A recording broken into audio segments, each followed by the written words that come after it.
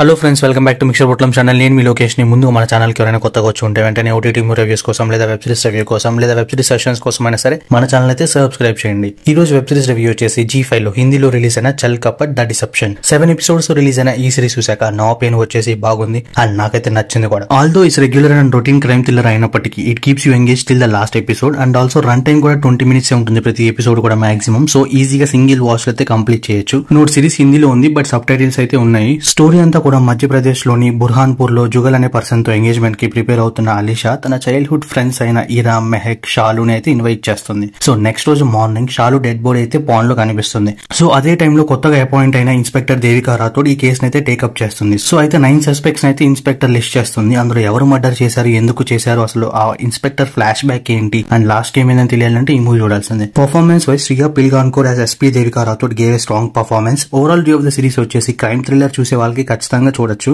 And మీరు కూడా series చూసాక మీకేమనిపించిందో please do comment and thanks for watching.